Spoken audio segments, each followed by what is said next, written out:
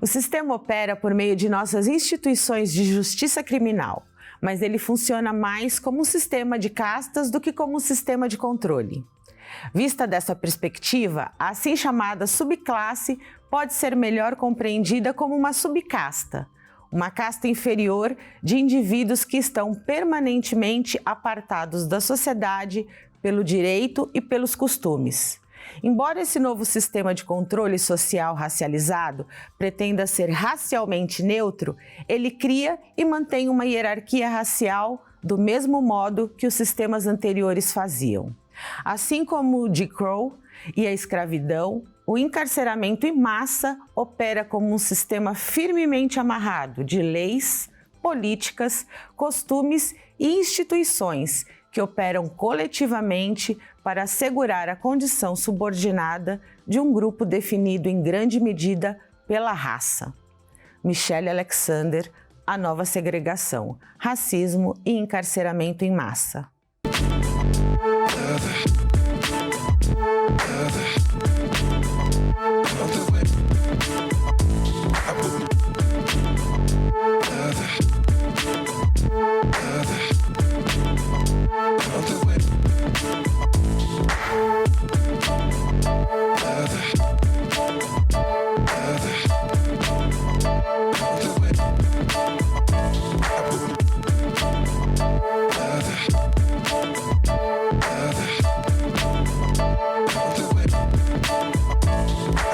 Olá, começa agora mais uma edição do Educando para a Diversidade.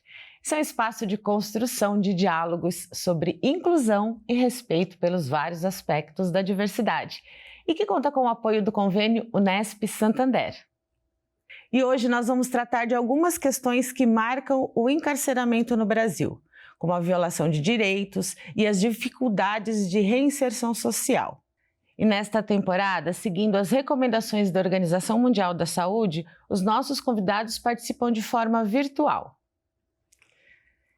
Para o nosso diálogo de hoje, nós recebemos Ana Gabriela Braga, que é docente na Unesp de Franca, pós-doutora pelo Centro em Rede de Investigação em Antropologia pela UNB, mestra e doutora em Direito Penal e Criminologia pela USP, e também está com a gente a Dina Alves, que é advogada, doutora em Ciências Sociais na área de Antropologia pela PUC São Paulo e coordenadora-chefe do Departamento de Justiça e Segurança Pública do Instituto Brasileiro de Ciências Criminais.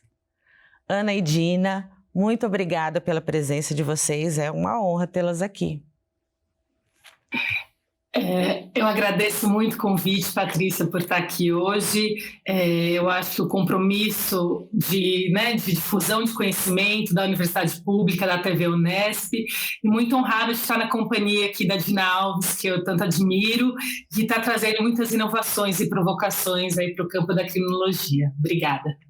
Eu agradeço muito ao convite, participar desse programa com esse tema tão necessário, tão urgente, num momento político de graves violações de direitos humanos, sobretudo da população prisional. E agradeço também estar com a Ana Gabriela, uma parceira aí na luta também. E muito obrigada à TV Unesp pela iniciativa de trazer esse tema para o debate, para a cena pública, para a cena política. Sim, um tema que a gente, de fato, não podia deixar de tratar aqui no Educando para a Diversidade, E com vocês vai ser um diálogo muito bom. Eu queria começar, Dina, fazendo com você trazendo uma questão, que a gente, quando fala nesse tema, tem esse dado, O Brasil como a terceira maior população no sistema prisional do mundo, A gente pode dizer, é possível que a gente faça a relação entre injustiça social e ausência do Estado, no combate às desigualdades sociais, quando a gente pensa nesse dado? O Brasil é um produtor histórico de injustiças sociais. Embora vários estudos tenham identificado um padrão generalizado de vulnerabilidade da população negra, da população indígena, desses grupos historicamente discriminados, na área da saúde, na área da educação, no mercado de trabalho, né, no direito à terra. A gente vê agora, por exemplo, na pandemia, quais os grupos, né, sociais do Brasil que mais está sofrendo com a pandemia, que não tem acesso a um respirador, a uma vaga na UTI. Então, o Brasil é, historicamente, um produtor de vulnerabilidades, de desigualdades.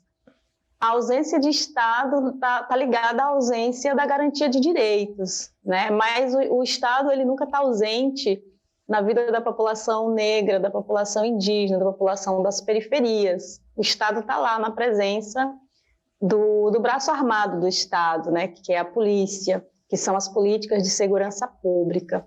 Então, embora o Brasil seja um produtor dessas vulnerabilidades, é na administração da justiça que a gente percebe, que a gente enxerga de forma mais explícita como esses elementos estruturais, né, do racismo, de raça, de classe, de gênero, de sexualidade, se manifestam de forma explícita no sistema de justiça. É onde a gente percebe que ser pobre, ser negro, ser mulher negra, ser uma mulher negra transexual está no lugar de alta vulnerabilidade na sociedade. Então, eu não diria exatamente a ausência de Estado na vida da população negra, porque o Estado está presente através dessas políticas de segurança pública, através do encarceramento, através das abordagens violentas, né? A gente não é por conta da pandemia que a polícia deixou de agir nas periferias. Muito pelo contrário, a violência ela tomou outras proporções mais violentas ainda. A gente viu o caso de George Floyd nos Estados Unidos, uma mulher negra abordada em Parelheiros recentemente, com o mesmo modo de operar, né? A asfixia, a tentativa de asfixiar a pessoa. Então, o Estado está lá presente, né? Não é exatamente uma ausência do Estado, mas é uma ausência da garantia do direito, de direitos constitucionais, né? De direitos previstos na Constituição. Sim, sim.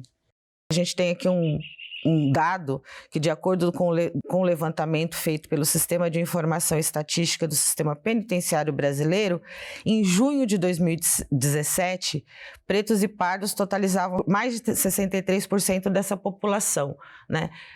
Trazendo tudo isso que a Dina falou para a gente, né? Só reforça quem é essa população nesse sistema, é isso? Olha, é isso, Patrícia. Eu acho que a gente já está no momento de virar algumas chaves, né? Por exemplo, uma delas é do fracasso da prisão, né? E uma delas é da equidade, né? Da aplicação do direito de forma isonômica, né? De forma igual a todas as pessoas. E começar a pensar como a que a gente chama, né, a seletividade do sistema de justiça criminal, que é esse, né, que quando a gente vai ver os dados da população de quem está presa, a gente tem um perfil, né, que são a população pobre, negra, e quando a gente vai ver esses dados, a gente vai ver que o sistema, ele, né, tem no seu funcionamento a seletividade. Então, a gente não basta só pensar lá na ponta em políticas para essa população, mas pensar como esse sistema está funcionando de forma a produzir hierarquias sociais. Então, eu pensaria, né, eu acho, voltando aqui o que a Dina trouxe em relação à presença do Estado, né, bastante o que a gente vem discutindo é como, né, eu acho realmente o Estado está presente, e está presente, por exemplo, no campo da maternidade, que é o campo que eu estudo, por meio de políticas públicas, né, por meio da prisão, né? Então, né, uma série a própria Angela Davis tem essa leitura nos Estados Unidos, né, o Luc Vacam, um set de autores e autoras, no sentido de que, então, o Estado deixa, né, de fornecer políticas públicas, né, na rua, e quando essas pessoas têm acesso à política, então, no caso, né, dessas mães que estão presas, elas não vão ter acesso à política de saúde, à política, né, alimentos, etc., na rua, mas, né, são presas e na prisão tem garantidas essas políticas, né? Então, eu acho que a gente tem que, nesse momento, né, realmente girar a chave do fracasso e de que o sistema de justiça né, ele tem uma aplicação igual para repensar suas estruturas, né, porque a gente, né, do campo de direito, a gente vê muitos avanços, mudanças legislativas, né, alguns avanços, mas no sentido de despenalização, né, e a gente vê manutenção de práticas e discursos que mantém, né, o próprio Judiciário de São Paulo, o Tribunal de Justiça, um caráter muito punitivista, né, que faz questão de manter as pessoas presas. Então a gente precisa voltar os olhos aí ao nosso judiciário, às nossas aplicações, de como estamos, né, pensando direito e como estamos pensando justiça social. Sim, e Dina, ela traz, né, essa questão, a Ana já traz um pouco para a gente essa questão do recorte de gênero, né? Você tem um olhar para a questão das violências interseccionais, né, na prisão. Como é que isso se processa? Como é que você traz essa reflexão, por favor?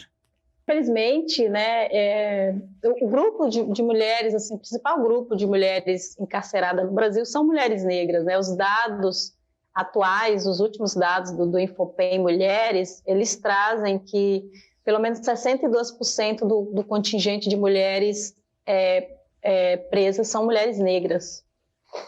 Então, é inadmissível que a gente tenha o maior grupo de mulheres presas que são negras no Brasil e não existem estudos suficientes para dar conta, né, dessa especificidade. Porque existem vários estudos sobre as mulheres encarceradas, mas quando a gente vai pensar a condição de raça, a condição de gênero, de classe, aí existe essa lacuna, né, vamos dizer assim, um racismo por omissão, por parte da academia, por parte de pesquisadores sobre segurança pública. Então, o meu trabalho ele é focado nessa análise, né, para tentar entender essa categoria mulher negra encarcerada, porque eu acredito que é o que vai dar conta para a gente entender também as estruturas perversas da sociedade, né, como feministas negras, Sueli Carneiro, Angela Davis, como a Ana Gabriela trouxe para o debate, e tantas outras feministas negras que trazem essa categoria de mulher negra como matriz de dominação racial na sociedade brasileira, numa sociedade fundada num projeto jurídico da escravidão. Então, é a mulher negra encarcerada que vai dar conta de demonstrar que, de fato, o sistema prisional é, sim, né, um navio negreiro contemporâneo. É a expressão maior do racismo. É o que reatualiza a ordem colonial no Brasil. De um lado, homens brancos que decidem a vida de um contingente imenso da população, que é a população negra, que são mulheres negras, com punições desproporcionais, com hipervigilância, né, das agências de controle sobre apenas esse grupo social. Então, a análise interseccional ela é importante porque ela é uma ferramenta política também que escancara, né, os ares mórbidos, mas que estão vivos da escravidão no Brasil, no imaginário de juízes, no imaginário do STF. A gente vê agora na pandemia, por exemplo, decisões absurdas, né? Vários habeas corpus pedindo a liberação da população prisional, sobretudo de mulheres gestantes e lactantes, e que são negados com fundamentos de que a prisão é o lugar mais seguro para as mulheres cumprirem penas. Então, e não tem uma relação, né, com o crime, porque as mulheres que estão encarceradas, sobretudo as mulheres negras, elas não são traficantes, elas não são donas de mansões, elas não são donas de helicópteros, elas não foram presas com grandes quantidades de drogas, como a gente vê comumente na mídia, helicóptero de políticos, né, com grandes quantidades de drogas. Então, essas mulheres não são traficantes, essas mulheres não oferecem perigo à sociedade. O que existe é uma perseguição histórica, né, a população negra, a população indígena, que foram eleitas historicamente como inimigo interno da nação. Então, a prisão está relacionada diretamente a uma perseguição histórica, ao combate ao inimigo, que é esse grupo social. E então, assim,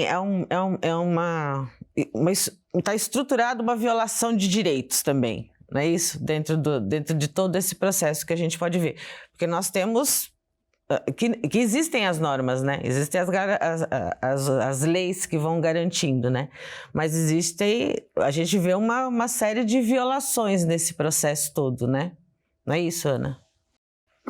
Exatamente, o que eu estou tentando, né, trazer até para a nossa reflexão dentro do campo do próprio direito, né, da qual a gente compartilha, é essa noção de que isso que não está funcionando, né, essas violações, elas são construtivas, né, de parar com aquela noção de direito ideal, né, e a gente começar a pensar, como a Gina trouxe, o que do nosso direito ele é constitutivo em termos de produção de hierarquias, que é esse direito colonial, racista, machista, de que a gente tenha produção normas, a gente tem uma série de avanços no campo normativo, constitucional, por exemplo, em relação às mulheres presas, porém, né, as práticas e discursos do sistema, né, do judiciário, da polícia, etc., elas mantêm padrões que não alcançam, né, esses ideais das normas. E esses padrões, eles funcionam muito bem, né, é isso que eu queria deixar. Eles não são, né, uma contradição ao nosso sistema, né, não são um fracasso no nosso sistema. Então, por isso que a gente precisa repensar o sistema de forma mais profunda.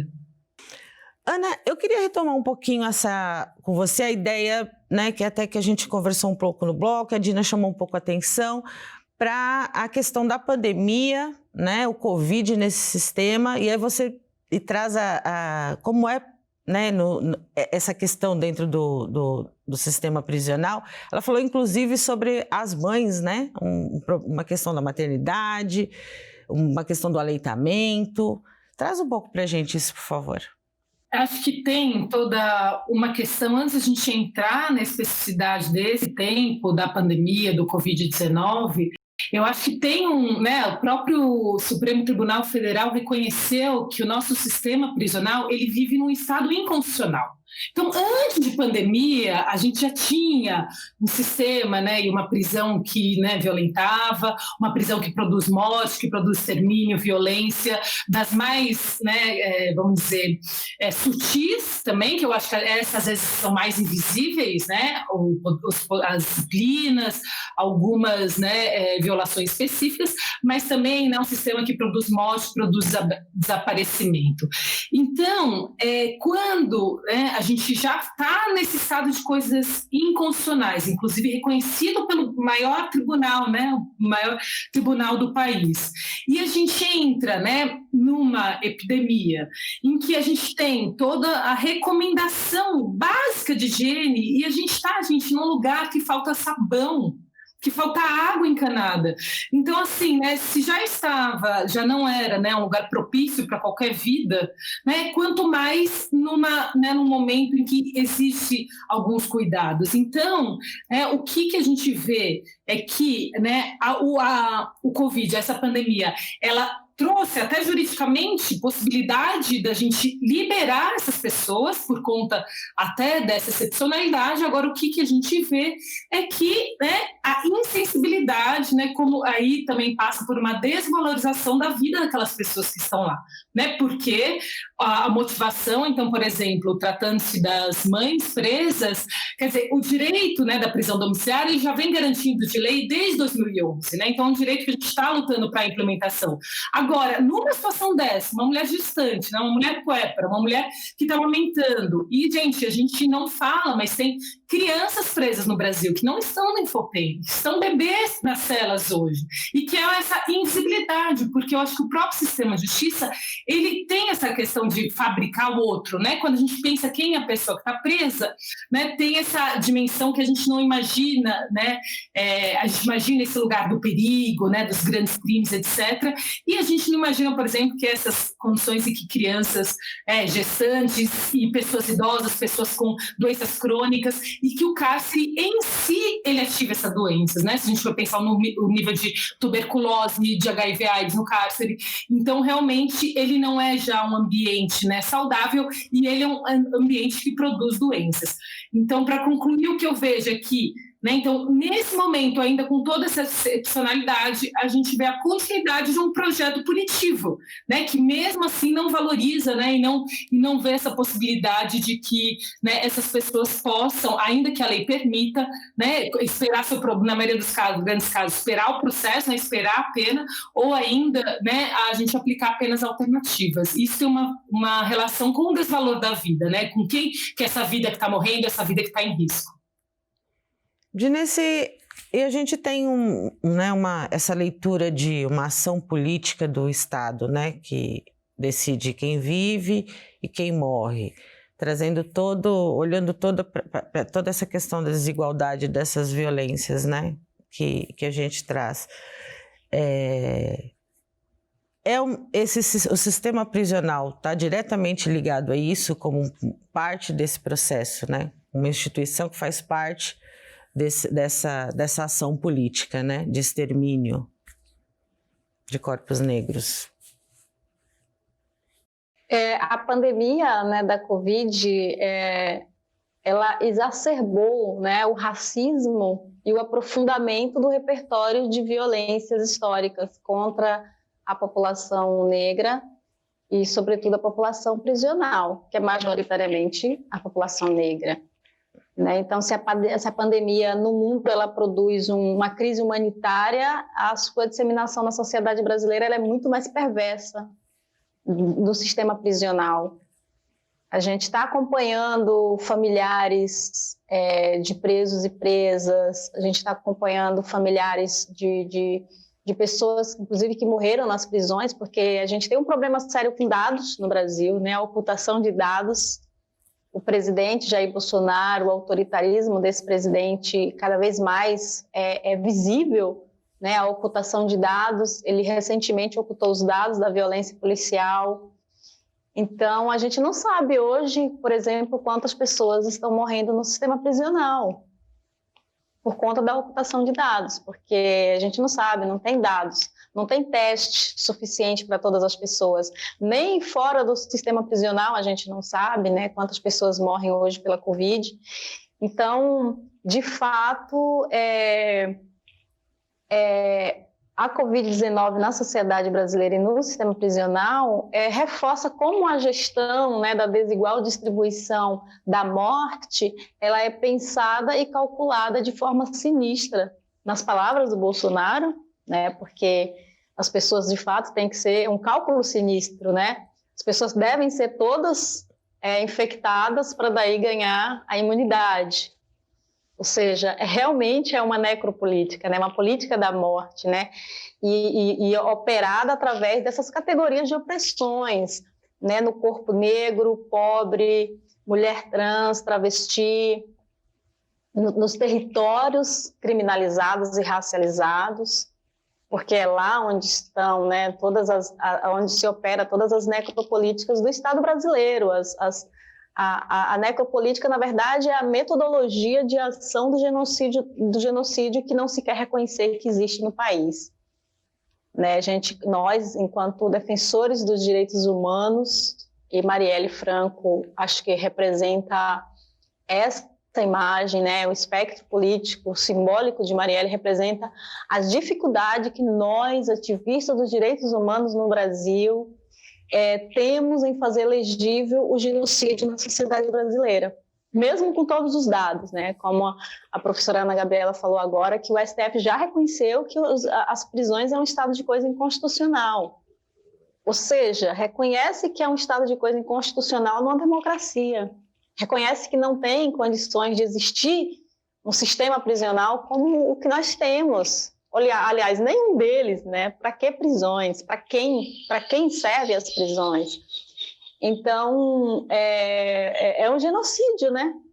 É um genocídio. Eu acho que a face mais perversa do genocídio antinegro no Brasil é a existência das prisões e de como é operacionalizada essas políticas no interior, porque todo mundo sabe, né, a sociedade sabe que existem torturas nas prisões, torturas autorizadas. Inclusive tem uma pesquisa muito interessante da Conectas chamada Tortura Blindada, que é o reconhecimento do Estado de que existe tortura e que os juízes, promotores, defensores, todos em conluio, todos em comum acordo, né, deixa passar.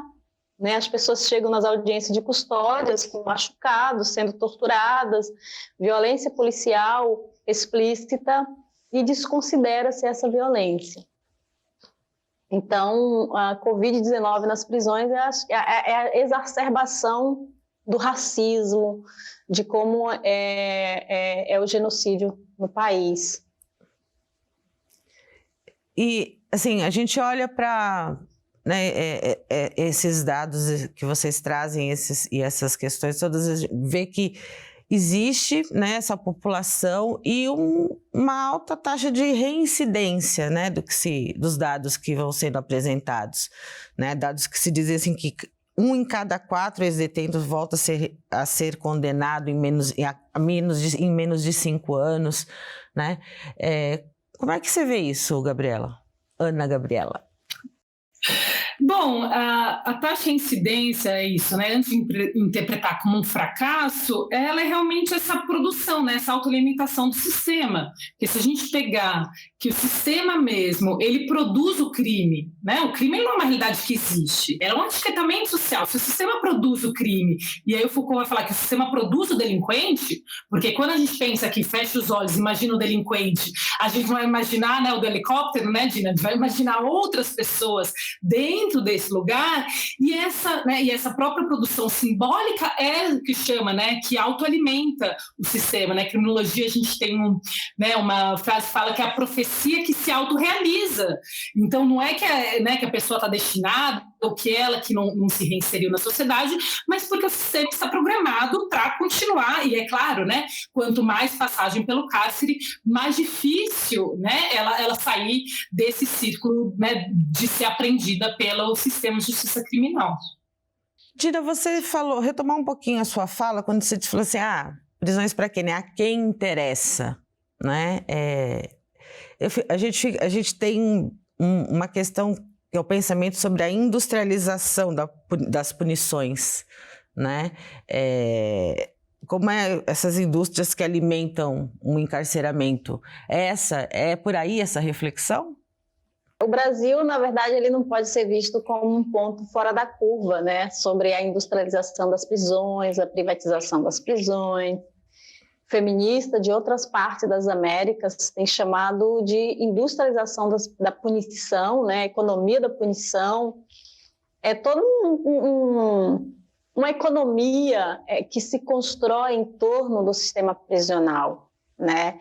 Eu tenho acompanhado um pouco essa realidade, tanto na minha pesquisa de mestrado quanto na de doutorado que eu defendi agora, sobre essa economia, né? Sobre como as empresas, né? Apesar do Brasil não ser um país que já determinou que todos os presídios são privatizados, mas como que as empresas, em parcerias com o Estado, como a Humanizário, por exemplo, elas abocanham, né, dinheiro público, recursos públicos para produzir sofrimentos.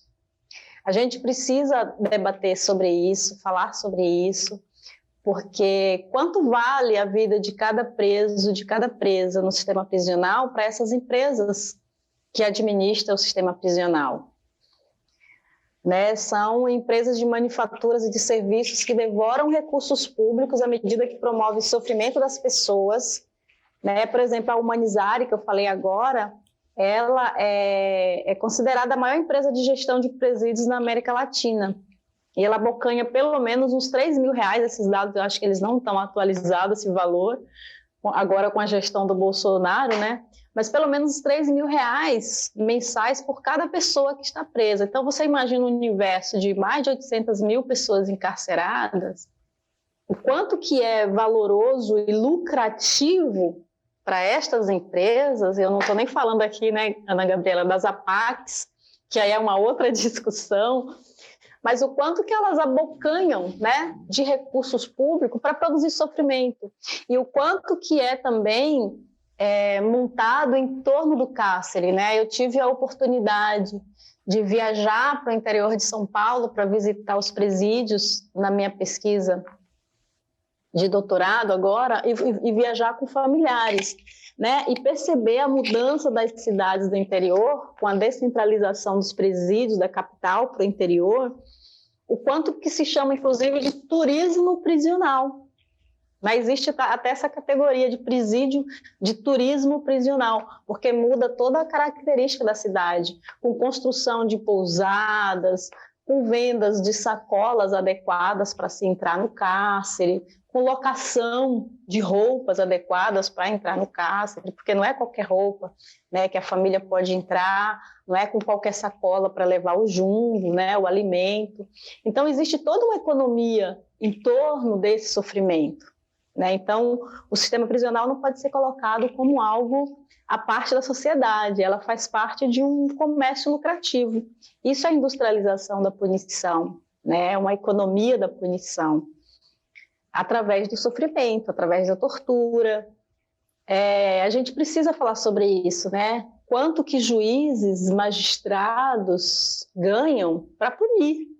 Quanto é o salário dessas pessoas, né? E quem são essas pessoas que punem, né? Quem são esses Fuchs, esses Delanois, esses Moros da vida? Quem são essas pessoas? Quantos que elas recebem? Quais os seus salários? Existe produtividade no sistema judiciário? Porque eu sei que existe a produtividade policial, né, para prender, mas e as sentenças? Né? Então, isso é uma realidade, né, que precisa ser debatida. Em relação a essa questão da prisão dentro de um complexo industrial e da economia, então, né, a gente trouxe a questão da privatização, mas independente da privatização, é dinheiro público que a gente está colocando lá. Então, por isso que eu acho, né, a gente falando aqui numa TV, em que a gente está falando, né, para um amplo grupo de pessoas, de que a gente tem que pensar que o dinheiro, os R$3.000 mensais, os R$4.000 que a gente está usando para aprisionar 800 mil pessoas no Brasil, estão vindo no nosso dinheiro. Então, por isso que a questão da prisão é uma questão da sociedade e de repensar, né, estratégias e questão de justiça social, né? Então, a que a gente está pagando essa máquina de moer gente, né? Quanto está custando e o que a gente poderia estar fazendo com esse dinheiro? Então, se a gente pensar que esse dinheiro está deixando de ser investido em uma série de outras políticas públicas, né, que evitariam justamente essa máquina, né, de sistema e realmente poderiam funcionar enquanto justiça social. Dina, nós temos na perspectiva, né, de uma reinserção social um olhar muito forte para a questão do trabalho e da educação no sistema prisional, né? Como é que você faz essa leitura? Olha, o sistema prisional ele não surgiu para fazer reinserção social, né, para ressocializar. Isso é uma grande falácia. Isso aí é mais uma mentira que o Estado produz e que a sociedade acredita. Ou talvez a sociedade finge que acredita, então é um jogo, né? O sistema prisional não é para ressocializar, o sistema prisional é para exterminar, é para controle.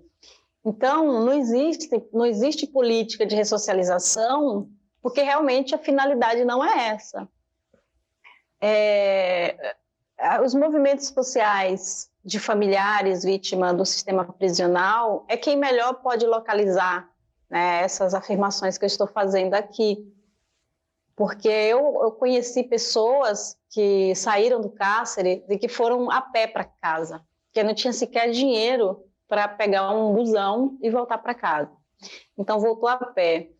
Eu conheço casos de pessoas, principalmente no sistema prisional do interior, né, de Minas, enfim, de vários lugares do Brasil, e que pessoas que saem do sistema prisional e que ficam escondidos na mata, porque não tem onde ficar, não tem onde morar. Aqui em São Paulo, a realidade é especialmente mais trágica. Pessoas saem do sistema prisional e vai para o viaduto, vai para debaixo do viaduto, morar debaixo do viaduto, porque é onde está o seu endereço.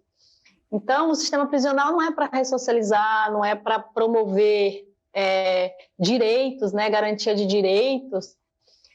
Então, é uma falácia, é uma grande falácia, essa narrativa de ressocialização. quem hoje e quem sempre, né, estiveram à frente dessa luta de inserção social, de respeito à dignidade da pessoa humana, são os movimentos sociais.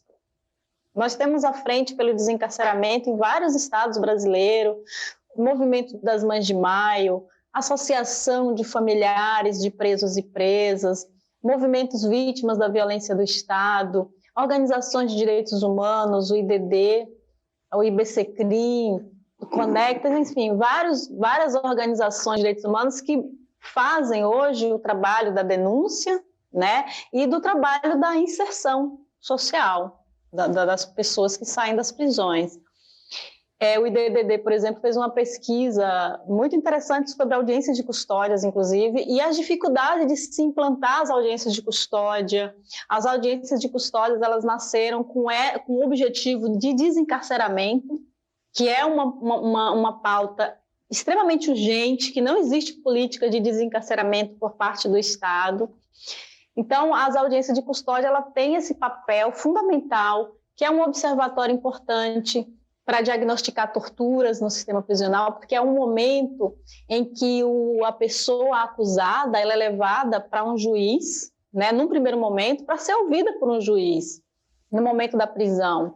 Então, é um momento assim, crucial, né, para se observar se houve violação de direitos, se houve tortura, se houve violência policial. E desencarceramento, ou seja, se tiver ali, né, preenchido todos os requisitos, a pessoa não vai ser presa. Nós temos uma população prisional hoje no Brasil que é tecnicamente inocente, que é quase metade da população prisional. Isso é inadmissível. São pelo menos 40% da população presa hoje é tecnicamente inocente. São pessoas que não têm uma condenação, não foram condenadas, elas são acusadas. Sim. E a legislação prevê, né, que elas saiam da prisão. Então, as audiências de custódia teriam essa finalidade se de fato nós vivêssemos num país, de fato, né, com a sua finalidade democrática, com seus princípios democráticos, colocado, né, na prática. Então, as dificuldades, por exemplo, de se implantar as audiências de custódia e delas cumprirem seus objetivos, do desencarceramento, do reconhecimento da dignidade da pessoa humana, ela tá intimamente ligada a uma relação umbilical do sistema de justiça criminal e a instituição da escravidão no nosso país, que é esse passado que não passa, né? É um passado que ficou no passado, que ninguém quer ouvir falar, porque é ruim ficar falando disso, de algo que já foi, mas que não passa, porque se a escravidão passou, ela está viva na mentalidade da sociedade brasileira. E, sobretudo, está viva no imaginário de quem opera a justiça e que produz injustiça. Isso significa dizer que o sistema de justiça é fundamentalmente influenciado por uma concepção racializada de lei e de ordem, de castigo, de crime, né, em que o corpo negro é paradigma da violência, paradigma de punição. Por isso, talvez, as banalidades das mortes, das punições desproporcionais. Então, olhar, por exemplo, a nossa história de escravidão do passado, que não passa, e ver que o negro foi politicamente produzido como inapto a um projeto de cidadania, mas nato a um projeto de criminalidade, né? Nato à criminalidade, uma essência de natureza criminosa, isso politicamente produzido pelas elites, pelo Estado. Então, por isso que eu falo que não existe a reinserção, é uma metáfora da justiça, né? É uma mentira. O que eu queria só chamar a atenção, então, né, que essa ideologia res, que ela não, né, que ela é só no plano discursivo, né, essa vontade de ressocializar a partir do trabalho e da educação, que são os dois eixos, né, eu falaria, né, que elas não são meio de ressocialização, né, é que a prisão, ela pode, apesar da prisão, essas pessoas podem ter alguma integração, né, mas a prisão é um obstáculo, não é um caminho, para isso, para o trabalho e o estudo, né? As pessoas que conseguem se integrar é porque atravessaram o obstáculo da prisão, não porque pegaram o caminho da prisão. E nesse sentido, né, até para a gente até fazer algumas nuances, eu mesma lá na Unesp em Franca, eu tenho um grupo, que é o Grupo CEL, Cárcere, Expressão e Liberdade, que a gente faz um trabalho de remissão por leitura na penitenciária de Franca. E o que é a remissão por leitura? Porque está dentro dessa chave, né, do trabalho e da educação. A remissão é um direito subjetivo da pessoa presa de, né, abater o tempo da pena a partir de atividade, trabalho, estudo e agora, inclusive, de leitura de livros. Então, é claro, isso é melhor, né? Então, querendo ou não, as pessoas que estão participando, elas estão, né, aí descontando 4 dias, né, de pena por mês, o que eu acho que realmente, né, a gente está trabalhando com uma liberdade material dessas pessoas, mas, ao mesmo tempo, não adianta a gente ficar fazendo esses projetos, né, e essas ações de querer reduzir a pena ou de uma própria, né, uma formação para um trabalho. A gente tem que pensar na outra via, né? Se a sociedade está disposta, né, a se rever e incluí-la, porque essa perspectiva da ressocialização e do trabalho e do estudo não é uma perspectiva realmente transformadora, né, na qual a sociedade, né, o judiciário e todas as instituições não se abrem para repensar essa inclusão, ao contrário, né, como a gente tem falado aqui, elas são produtoras dessa exclusão. Então, só para, né, concluir, eu acho que a gente não pode, né, abarcar e louvar essas ações de forma isolada, enquanto a gente não muda a estrutura, né? A gente não pode achar que a solução, né, está nessas ações, porque realmente ela está dentro de uma estrutura maior que não vai possibilitar realmente essa inserção, né? E o que é interessante ver é que essa leitura ela é sempre ligada numa perspectiva individual, né? Como se a questão do desvio fosse uma questão da pessoa presa, a questão da inserção foi uma questão da pessoa presa, e não uma questão muito mais ampla, que é uma questão social, de como a sociedade está excluindo para depois incluir, né? Tem um criminólogo argentino, Zaffaroni, que ele fala, né? Acho que essa frase ela é simples, mas ela ilustra, né, que ressocializar por meio da prisão é como ensinar alguém a jogar bola dentro do elevador. Né, esse sentido de que a gente prende, tem todo, né, o impacto, né, da prisão na vida dessas pessoas, na vida das famílias, na vida dessas mulheres, das crianças, e depois a gente quer fazer nessas 1000 ações de educação e seleção para voltar ela a um lugar, né, na sociedade. Então, eu acho que a gente não dá para pensar essas ações de forma isoladas, apesar de que, né, de alguma forma, principalmente por meio da remissão, elas são formas de a gente abater efetivamente, né, reduzir a quantidade de pena dessas pessoas. Dina, a gente vê um círculo, né, vicioso, né? Existe as audiências, né, são um espaço importante, né, para a gente interromper isso, né, atuar de alguma forma, porque assim como a Gabriela trouxe a questão, a sociedade produz, né, as violências, o sistema de encarceramento é um espaço de extermínio, então se volta, vai produzir novamente, que é a questão da reincidência, então nós temos aí um círculo, né, muito, muito violento, né, muito perverso, né, e de uma população negra que é a sua maioria que a gente vê, né, as audiências são muito importantes, né. Como seriam, então, para além das audiências que interrompem, uma possibilidade da gente, de fato, romper com esse círculo, né? A abolição das prisões, assim, eu realmente não consigo enxergar de uma outra forma, porque as prisões nasceram com uma finalidade, né, de perseguição, de extermínio da população negra, recém-liberta, né, de um projeto de escravidão.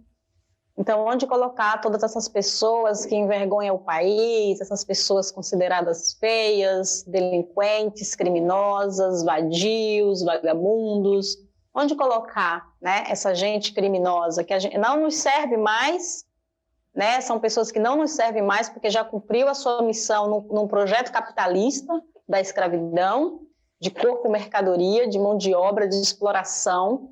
Então, não nos serve mais após a abolição, né? A abolição não conclusa, após 1888. Então, a gente precisa agora fazer casas de detenções, fazer prisões penitenciárias, cadeões, para colocar todo esse povo, né? Fundação Casa, Então, as prisões nasceram com uma finalidade muito específica, né? A finalidade de controle e de extermínio da população negra, que as elites brasileiras nunca nos engoliu, né? Não nos aceita. Tanto é que o que aconteceu em Recife agora, no caso de Sari Corte Real, e a sua empregada doméstica, Mirtes, e seu filho Miguel, representa muito, né, a reatualização das relações raciais no Brasil, que é de fato isso, foi um recado dado para todo mundo, né? A morte do Miguel foi um recado das elites brasileiras à população, a maioria da população brasileira, né, que somos nós, a população indígena, a população negra, as populações das periferias, das comunidades do Rio de Janeiro. Então, a saída, e talvez a única saída, seja de fato a abolição de um sistema, né, de um estado de coisa inconstitucional, que não consegue, né, talvez seja contraditório numa sociedade dita e que se quer democrática. Tem um estado de coisa inconstitucional, de produção de mortes, de punições, de sofrimento, né? Então, a abolição das prisões é o caminho, e é para isso que a gente escreve e luta, e os movimentos também estão nas ruas, e mais do que isso, as vozes das pessoas do sistema prisional, as vítimas diretas e indiretas, né, os sobreviventes desse sistema perverso. Agora, até que se tenha a abolição, é preciso respirar, né? É preciso respirar. Então, acho que a gente tem agora, por exemplo, uma resolução, a Resolução 62 do Conselho Nacional de Justiça, que é a imediata liberação da população prisional, que é uma resolução muito importante que recomenda que os magistrados reavaliem as penas da população prisional e de adolescentes em privação de liberdade, né, no socioeducativo, aplicando, entre outras medidas, o relaxamento da prisão para cumprimento domiciliar, concessão de liberdade provisória. São benefícios penais que já, inclusive, existem na nossa Constituição, nos tratados internacionais que o Brasil é signatário, mas por sermos um país muito racista, né, patriarcal, sexista, machista, então essas leis não são cumpridas. Mas essa resolução é uma resolução que foi editada num momento de pandemia e como uma medida emergencial, né? E, inclusive, o não cumprimento dessa resolução, ela revela o estado de pena de morte da população prisional, jogada à própria sorte no sistema prisional no momento de pandemia, o vírus se alastrando no interior do sistema, pessoas morrendo.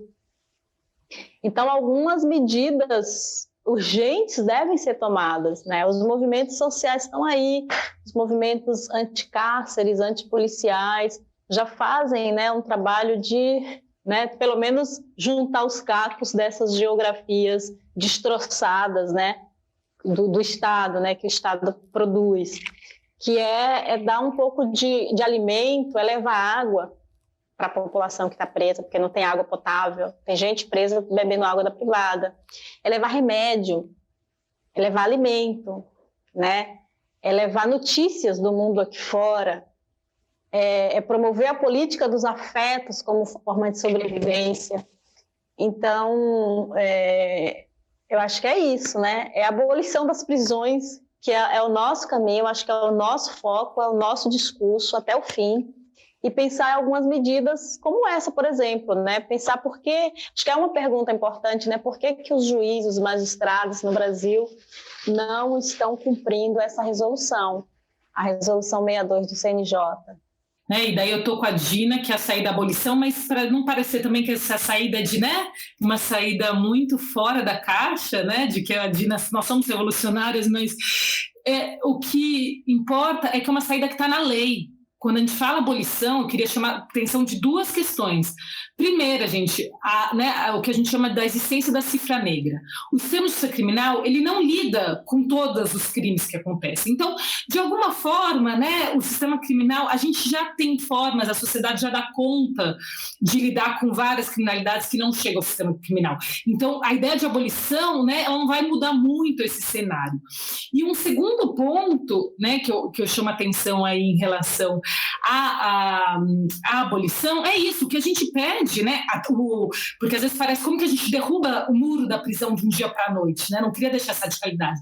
A gente pode derrubar com a aplicação da lei, é isso que eu e a Dina estamos falando sobre a abolição, né? A gente tem uma série de medidas que já estão falando, já estão indicando para o judiciário, para o sistema de justiça, como deve ser cumprida a lei. Então, quando a gente estava abolição, ao contrário, a gente não está querendo, né, aqui, né, nesse sentido, romper com o Estado, mas o que a gente está pedindo, a gente está sendo bem legalista, né? É uma abolição para começar a cumprir a lei que já está lá e as resoluções do Conselho Nacional de Justiça e as recomendações do STF. Então, vamos começar com essa abolição, porque senão a gente coloca nos lugares de radicalidade, né, de que a sociedade fala, nossa, mas como que vai fazer que se caírem os muros?